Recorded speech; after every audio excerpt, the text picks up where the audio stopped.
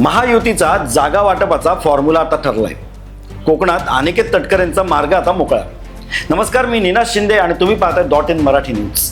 भाजपच्या 12, शिवसेना 3 तर राष्ट्रवादीच्या 3 जागा आता निश्चित आहेत। राज्यातील आगामी विधान परिषद निवडणुकीच्या पार्श्वभूमीवर महायुतीचा जागा वाटपाचा प्राथमिक फॉर्म्युला अखेर निश्चित झालाय।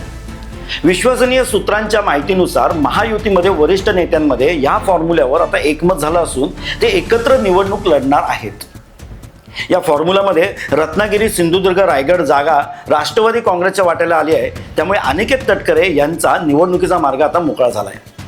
महायुतीच्या समन्वय समितीमध्ये सध्या याबाबत चर्चा सुरू असून काही जागांवर स्थानिक गणितानुसार बदल होण्याची शक्यता आहे। मात्र प्राथमिक स्तरावर भाजप सर्वाधिक म्हणजेच 12 जागांवर लढणार यावर ठाम दिसते। अशाच राजकीय घडामोडींसाठी पाहत राहा .in मराठी न्यूज।